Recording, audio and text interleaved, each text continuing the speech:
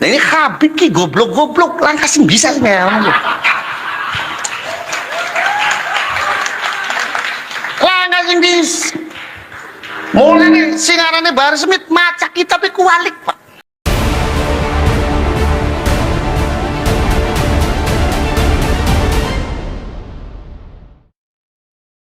Malam hari ini pelantikan pengurus perjuangan Wali Songo Cirebon diadakan di pondok kami. Ini adalah bentuk daripada dukungan kami kepada PWI. Saya sudah katakan di media bahwa PWI itu bagus sekali. Bukan karena ketuanya kakak saya, bukan. Malah saya ini nggak boleh deket-deket dengan Syarif Abbas. Ngobrol serius 1 menit, kesananya itu berantem kalau saya dengan Syarif Abbas. Makanya jangan deket-deket. Jadi saya ini sangat objektif mendukung PWI. Bukan karena Syarif Abbas kakak saya, bukan. Tapi karena programnya itu yang membuat saya ini sangat mendukung. Pertama adalah pelurusan sejarah.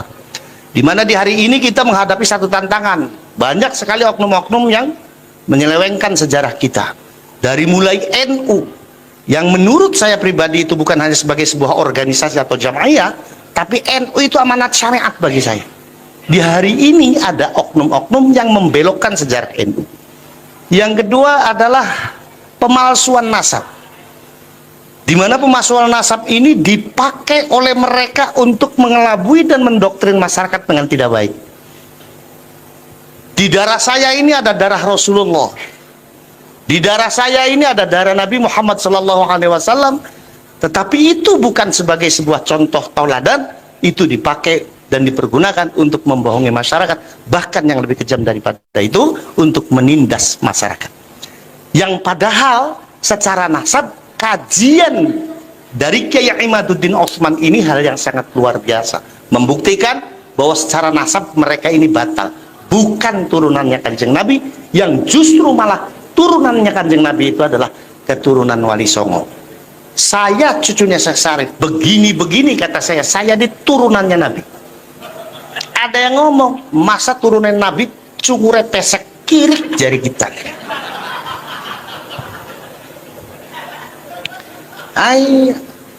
Akhirnya apa? Karena doktrinnya yang begitu kuat, akhirnya masyarakat memahami bahwa turunan Kanjeng Nabi ukurannya cungur. Kalau ukurannya cungur, masa saya dengan Syarif Abbas beda keturunan? Ya kan? Syarif Abbas ini kan hidungnya mancung. Kalau dikatakan turunannya Nabi, wajar, pantas. Wajahnya nih Arabi. Kalau saya Cirebon Tulen, Pak. Mulane lagi kita ngomong mungkinan turunannya Sunan Gunung Jati, mungkinan turunannya Kanjeng Nabi. Anas ngomong, masa turunannya Kanjeng Nabi cungure pesek kiri aja gitu.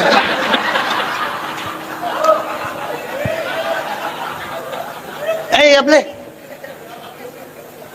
Nah, itu kalau orang Cirebon ngomongnya begitu, cek. Kiri. Kalau orang Jawa Timur jajuk gitu kan. Nah, ini perlu diluruskan.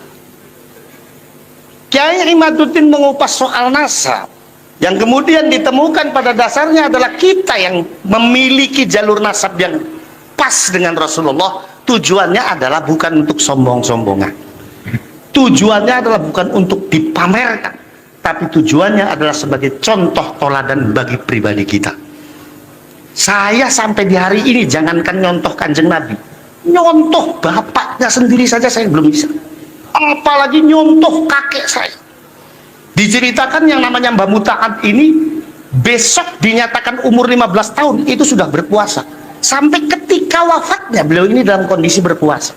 Kakek saya jatuh kepada saya cucunya, untung bulan Ramadan tol saya itu puasa, untung itu, untung. Di sunnahnya Syawal orang-orang pada 1 minggu, saya cukup 3 hari saja. Ada yang nanya, Rip, ngapa di puasa bukan telung dina? Bisa jarewel dari kita, ganjarannya pada baik gitu. Teka mengkononnya tergantung ikhlasnya. Maksudnya tergantung ikhlasnya, ente sih puasa seminggu pameran, kita sih telung dina menang-menang baik dari kita. Ya inilah. Nah, maka yang terjadi akhirnya apa? Di Indonesia ini tidak terasa terjadi Arabisasi, Pak. Arabisasi itu nggak bener bagi kita orang Indonesia. Kenapa? Karena Rasulullah sendiri itu mengajarkan tentang nasionalisme kebangsaan. Ketika beliau mengatakan ana Arabiyun, saya Arab, dan siapa yang membenci Arab berarti membenci saya, itu bukan semata-mata Rasulullah mengajak kita untuk mencintai orang Arab. Kalau hadis itu dimaknani bahwa kita harus mencintai orang Arab, pertanyaannya, apa yang harus kita cintai dari orang Arab di hari ini? Orang yang kerap kali mempermainkan hukum agama, orang yang kerap kali melecehkan wanita-wanita Indonesia, kerap kali TKW kita ini menjadi kambing hitam hukum bagi mereka.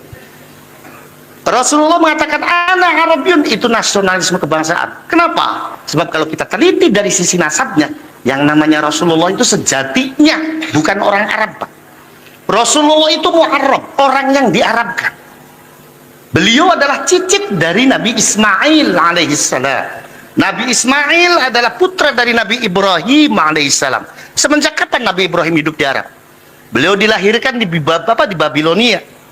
Kemudian beliau uzlah ke Palestina, yang secara letak geografis Palestina ini masuk wilayah Israel. Israel di dalam Al-Quran Allah menyebut dengan sebutan bangsa tersendiri, ya Bani Israel. Jadi Rasulullah itu sejatinya bukan orang Arab. Kalaupun beliau mengatakan ana Arabiyun, dan barang siapa orang yang membenci Arab berarti membenci saya, itu adalah nasionalisme kebangsaan. Maka mencerna hadis ini harus dilihat konteksnya. Konteksnya adalah nasionalisme kebangsaan. Maka kalau kita mau mencontoh apa yang dikatakan oleh beliau, kata beliau ana Arabiyun, maka jatuh kepada kita umatnya yang ada di Indonesia, katakan ana Indonesiu. Kalau beliau mengatakan siapa yang membenci Arab berarti membenci saya, jatuh kepada kita umatnya di Indonesia, katakan barang siapa yang membenci saya, membenci saya Indonesia berarti membenci saya. Itulah. Nah ini Habib ki goblok-goblok langkah sing bisa sih ya. Langkah sing bisa. Mulai nih singarane Bahar Smith maca kitab kualik, Pak. Itu huruf Arab ditulisnya sing tengen marani sing kiwe marani tengen, diwaca sing tengen marani kiwe si pribadi. Wah, toling rasaiku muallim. Begitu itu. Na'udzubillahi min dzalik, tsumma na'udzubillahi min dzalik. Terjadi Arabisasi sehingga sekarang ini orang Indonesia itu kalau ngomong nggak gaya Arab, disangkanya nggak gaya. Anak liko ukhti akhi gabal gabul. Saya bilang, kenapa yang pakai bahasa mengkonon? Jadi dia ngomong, bahasa Arab kukang afdol. Iya, bahasa Arab itu afdol, tapi sing Qur'ani. Ariana wong mati diucapkan inna lillahi wa inna ilaihi raji'un. Ketika kita mendapatkan bayi ninggalan, astagfirullah. Ketika kita melihat sesuatu yang menakjubkan, subhanallah. Ari akhi ukhti gabal gabul bahasa congor ini jadi kita. Nggih namanya nggih. Kalau Syarif Abbas ini pintar bahasa Arab. Kalau saya nggak bisa, saya bisa bahasa Arabnya sesuai nahu sorof. Makanya ketika saya umroh, saya lagi ngopi di warung. Saya nuang kopi luwak white kopi, Bu. Ada orang Arab datang. Malkah huwa ya haji. Ki kopi apa? Kita ini keder. Kopi luwak nih bahasa Arab apa? Akhirnya jari kita, hadhil qahwa allati tahruju min silitil luwaki. Ya tadi bahasa Arabnya apa kopi luwak? Kata teman saya yang di samping, terus kalau kapal api apa Gus bahasa Arabnya? Safinatun nar. Ini terjadi Arabisasi, disangkanya yang namanya bahasa Arab. Akhi, ukhti, gabal gabul. Itu afdol, bukan. Yang afdol dalam bahasa Arab itu yang Qur'ani. Nah, makanya saya kalau ngomong sama Hadratus Seks, Habib Ali, ya kalau Hadratus Syekh buat Mbah Hashim, kalau buat Habib Ali Hadratus Seks. Itu kalau sama beliau itu ngeledekin orang Arab itu seneng. Saya bilang beliau kan waduh rambutnya gondrong, awaknya gede, percis kayak foto Gajah Mada gitu. Kata orang itu, Yip, Antum tuh kalau manggil orang sembarangan saja. Ya kita siapa ndeleng jelogrok bae. Gus Muafi kawake gede, ireng rambutnya gondrong, undangnya jin Islam. Iya. Pada we karo bebade itu undangnya patung Gajah Mada. Persis kayak Gajah Mada. Nah, bahasa Sunda, bahasa Jawa itu adalah bahasa yang diciptakan oleh leluhur kita sesuai dengan tatanan nilai-nilai akhlak dan moral kita. Coba Pak, dalam bahasa Jawa, ngundang bocah sing tembe ceprot lahir ada sebutannya, betul apa betul? Gede titik ada sebutannya, dele copot ada sebutannya, betul apa betul? Di Sunda, leluhur kita menciptakan bahasa Sunda dengan sangat luar biasa. Ngomong mangan kasar najablog, ngomong mangan alus tuang. Itu tatanan bahasa yang sudah disesuaikan dengan nilai-nilai akhlak dan moralitas masyarakat. Leluhur kita ini orang yang biasa. Makanya abah saya itu kalau ada orang sowan, contoh ya dari Brebes, terus sowan ke abah saya pakainya bahasa Indonesia, dimarahin sama abah saya. Sebab orang Brebes itu nggak bisa nutupin, Pak. Ngomong bahasa apa? Ya lagu Brebes. Ya kan? Ah, contoh aja Bu, kalau ibu ke Bandung Jaya, Brebes Selatan, itu ada daerahnya Brebes tapi bahasanya Sunda, lagunya tetap Brebes. Di rompoknya tabu sabaraha kiai lah, tabu genep geni tabu tujuh bae. Eta colokan mikna dikadiekeun no, tetep anak itu. Orang Brebes sama dengan orang Madura. Orang Madura itu bicara apapun bahasanya tetap Madura. Bahasanya itu tetap Madura. Ngomong Arab lagunya Madura. Saya punya teman dari Madura, haji bareng, itu ngomong Arabnya ya lagunya Madura. Kalau kita kan ngomong sama orang Arab mafi muskilah gitu kan.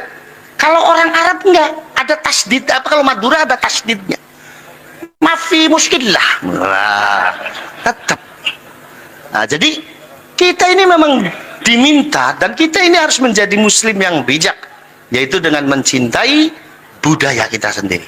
Suku Sunda harus mencintai budaya Sunda, suku Jawa harus mencintai budaya Jawanya, orang Cirebon harus mencintai budaya Cirebonnya. Maka tadi ketika Syarif Abbas dan Syarif Mujib ini datang, kita sambut dengan tarian khas Cirebon, yaitu tari topeng, dan yang narik semuanya adalah santri putri saya, bapak-bapak dan ibu. Saya katakan kepada ibu bahwa kalau santri saya nari topeng, konteksnya adalah tabarrukat. Kenapa? Karena tari topeng itu yang menciptakan adalah kakek saya, Pangeran Cakrabuana. Tari topeng diciptakan pertama oleh Pangeran Cakrabuana ketika beliau akan berhadapan perang dengan Kerawang.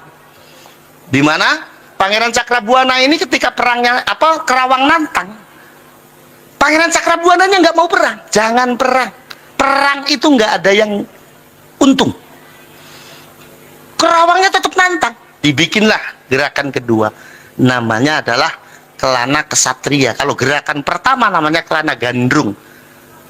Gerakan Kelana Kesatria menunjukkan bahwa sudahlah kita damai saja, nggak usah perang. Kerawangnya tetap nantang. Dibikin gerakan ketiga namanya Kelana apa.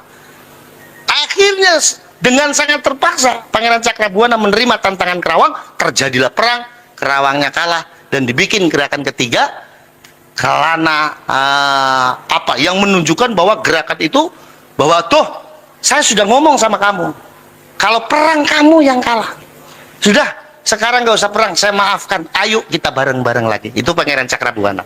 Pangeran Cakrabuana itu di dalam manuskrip yang ada di Kanoman, ketika mengarang gerakan tari topeng, riadohnya itu 15 tahun, Pak.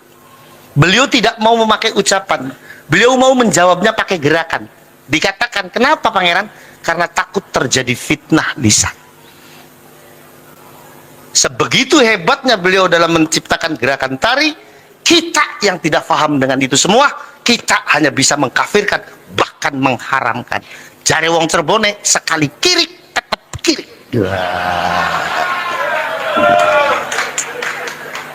Nah inilah, saya meriset sejarah Cirebon itu kurang lebih 4 tahun dengan almarhum almarhumlah Dr. Affan Safari Hashim, ahli filologi yang beliau juga masih keluarga dari Kesultanan Cirebon, yang padahal secara nasab kajian dari Kiai Imaduddin Osman ini hal yang sangat luar biasa, membuktikan bahwa secara nasab mereka ini batal, bukan turunannya Kanjeng Nabi, yang justru malah turunannya Kanjeng Nabi itu adalah keturunan Wali Songo. Saya cucunya Syekh Syarif, begini-begini kata saya di turunannya Nabi. Ada yang ngomong, masa turunan Nabi cungure pesek kiri jari kita.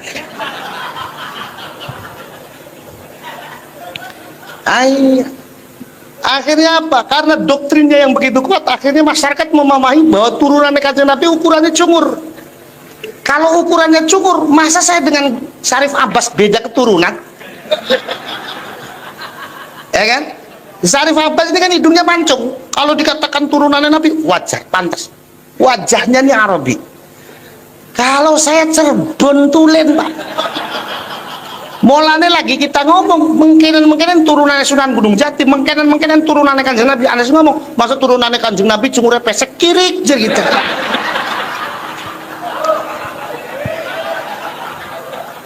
Ya boleh.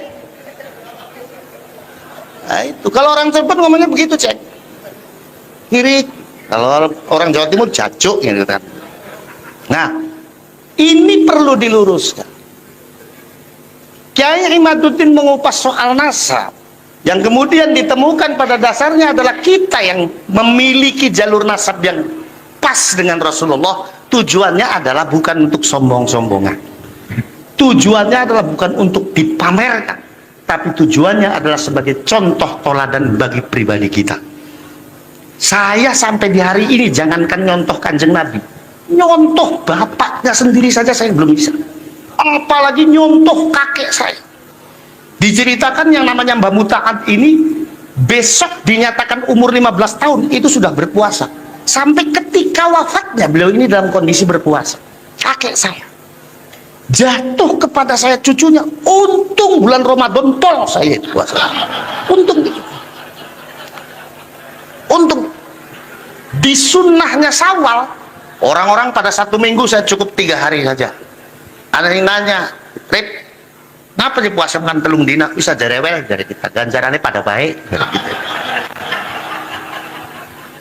Teka mengkononnya tergantung ikhlasnya. Maksudnya tergantung ikhlasnya, ente sih puasa seminggu pameran, kita sih telung dina menang-menang baik dari kita. Ya inilah. Nah, maka yang terjadi akhirnya apa? Di Indonesia ini tidak terasa terjadi Arabisasi, Pak. Arabisasi itu nggak benar bagi kita orang Indonesia. Kenapa? Karena Rasulullah sendiri itu mengajarkan tentang nasionalisme kebangsaan. Ketika beliau mengatakan ana Arabiyun, saya Arab, dan siapa yang membenci Arab berarti membenci saya. Itu bukan semata-mata Rasulullah mengajak kita untuk mencintai orang Arab. Kalau hadis itu dimaknani bahwa kita harus mencintai orang Arab, pertanyaannya, apa yang harus kita cintai dari orang Arab di hari ini? Orang yang kerap kali mempermainkan hukum agama, orang yang kerap kali melecehkan wanita-wanita Indonesia, kerap kali TKW kita ini menjadi kambing hitam hukum bagi mereka. Rasulullah mengatakan ana Arabiyun, itu nasionalisme kebangsaan. Kenapa? Sebab kalau kita teliti dari sisi nasabnya, yang namanya Rasulullah itu sejatinya bukan orang Arab, Pak. Rasulullah itu Mu'arrab, orang yang diarabkan. Beliau adalah cicit dari Nabi Ismail alaihissalam. Nabi Ismail adalah putra dari Nabi Ibrahim alaihissalam. Semenjak kapan Nabi Ibrahim hidup di Arab? Beliau dilahirkan di Babilonia. Kemudian beliau uzlah ke Palestina, yang secara letak geografis Palestina ini masuk wilayah Israel. Israel di dalam Al-Quran Allah menyebut dengan sebutan bangsa tersendiri, ya Bani Israel. Jadi Rasulullah itu sejatinya bukan orang Arab. Kalaupun beliau mengatakan ana Arabiyun, Dan barang siapa orang yang membenci Arab berarti membenci saya. Itu adalah nasionalisme kebangsaan. Maka mencerna hadis ini harus dilihat konteksnya.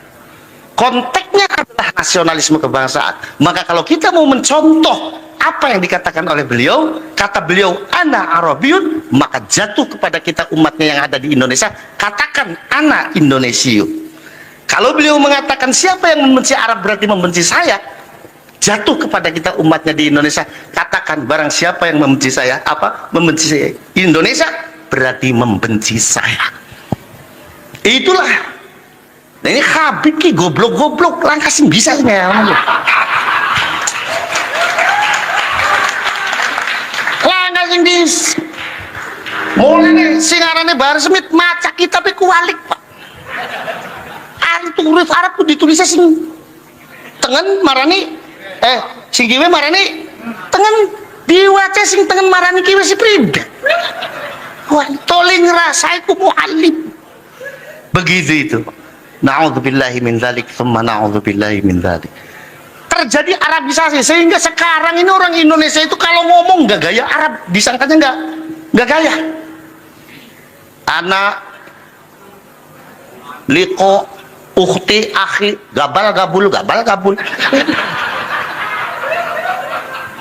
Saya bilang kenapa ente pakai bahasa mengkonon? Jadi dia ngomong bahasa Arab kukang afdol. Iya bahasa Arab itu afdol tapi sing Qur'ani. Ari ana wong mati diucapkan inna lillahi wa inna ilaihi raji'un. Ketika kita mendapatkan bayi ninggalan astagfirullah. Ketika kita melihat sesuatu yang menakjubkan subhanallah. Ari akhi ukhti gabal gabul bahasa congor ini nggih nggih. Kalau Syarif Abbas ini pintar bahasa Arab. Kalau saya nggak bisa, saya bisa bahasa Arabnya sesuai nahwu sorof. Makanya ketika saya umroh, saya lagi ngopi di warung. Saya nuang kopi luwak pahit kopi Bu. Ada orang Arab datang. Malkah wa ya haji. Ki kopi apa? Kita ini keder. Kopi luwak nih bahasa Arab apa? Akhirnya jari kita hadhil qahwa allati tahruju min silitil luwaki. Ya tuli bahasa Arabnya apa kopi luwak? Kata teman saya yang di samping terus kalau kapal api apa Gus bahasa Arab yang safinatun nar.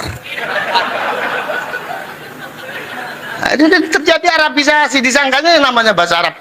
Akhi ukhti gabal gabul. Itu afdol bukan. Yang afdol dalam bahasa Arab itu yang Qur'ani. Nah, makanya saya kalau ngomong sama Hadratus Seks Habib Ali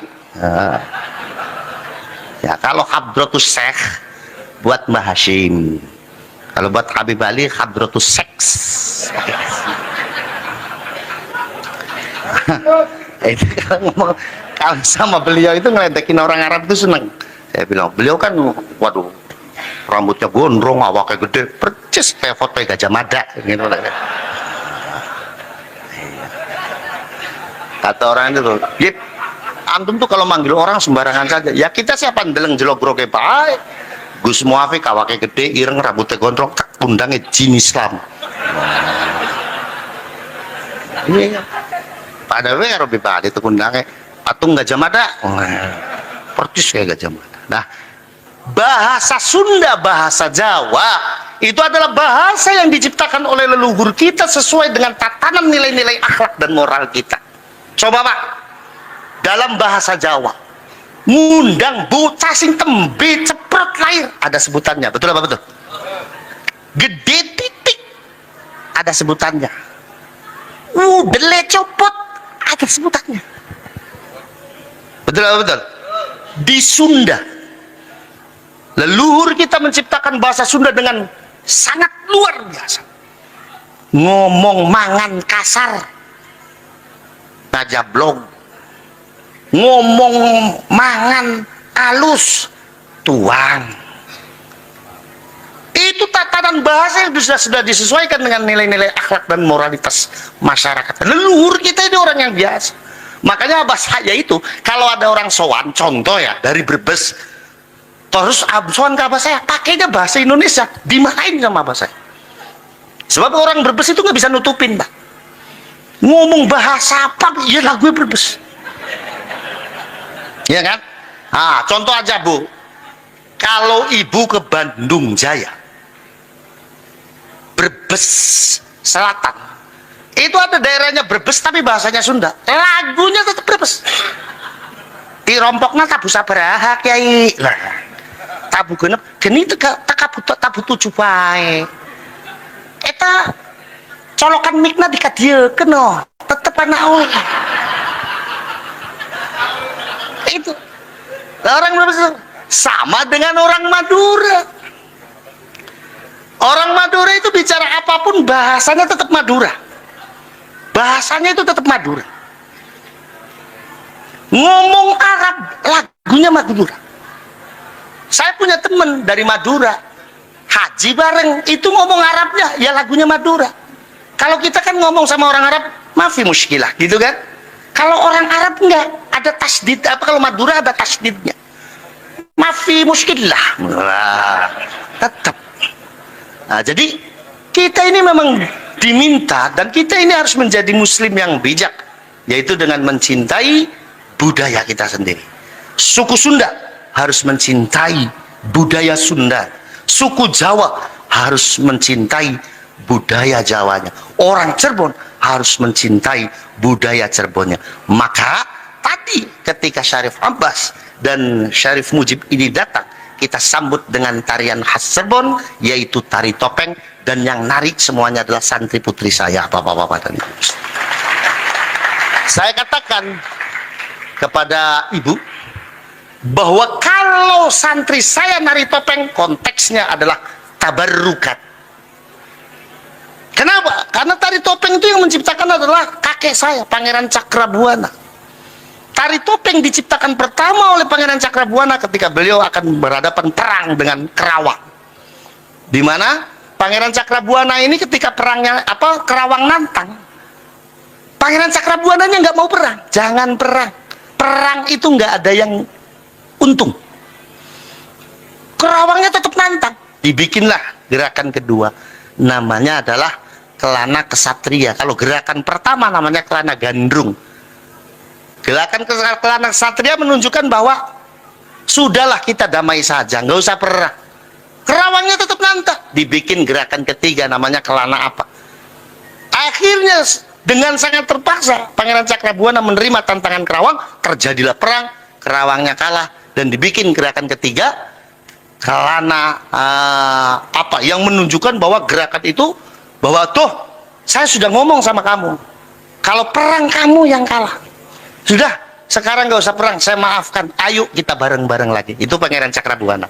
Pangeran Cakrabuana itu di dalam manuskrip yang ada di Kanoman, ketika mengarang gerakan tari topeng, riadohnya itu 15 tahun, Pak.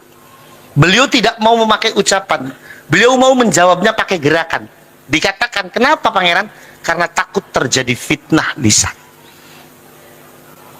Sebegitu hebatnya beliau dalam menciptakan gerakan tari, kita yang tidak paham dengan itu semua, kita hanya bisa mengkafirkan, bahkan mengharamkan. Jare wong Cirebone sekali kirik tetap kirik.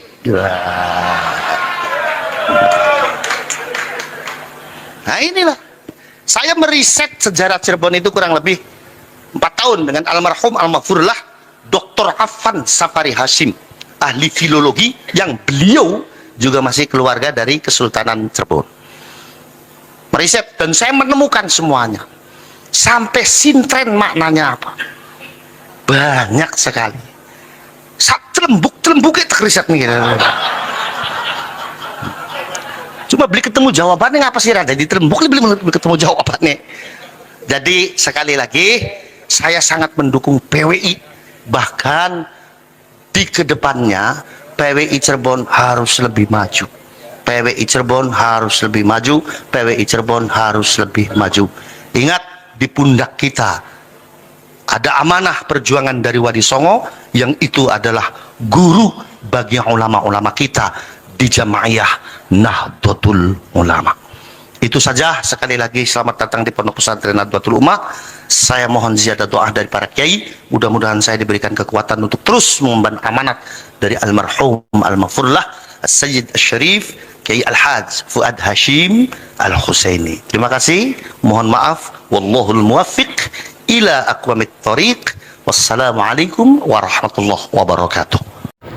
Gus Faris dalam ceramahnya itu semakin garang menyebut para habaib ini goblok-goblok gitu ya teman-teman. Jadi menurut Gus Faris banyak sejarah yang dipalsukan oleh Pak oknum habaib ini, dan ada pembelokan sejarah. Ada yang namanya Habib Bahar yang mana kalau baca kitab itu bukan dari kanan ke kiri, tapi dari kiri ke kanan gitu ya teman-teman. Jadi Gus Faris ini semakin tidak terbendung dalam mengungkap masalah tentang nasab klan Ba'alawi ini ya. Jadi Gus Faris ini adalah adik dari Gus Abbas ya. Jadi katanya Gus Faris bukannya karena Gus Abbas itu kakak saya, bukan ya, tapi ini adalah kebenaran. Memang fakta di lapangan seperti itu ya teman-teman. Jadi kajian Kiai Haji Imaduddin Usman Al-Bantani dibenarkan oleh Gus Faris ini ya teman-teman. Oke, terima kasih buat teman-teman semua. Semoga video ini bermanfaat dan sampai jumpa di video selanjutnya.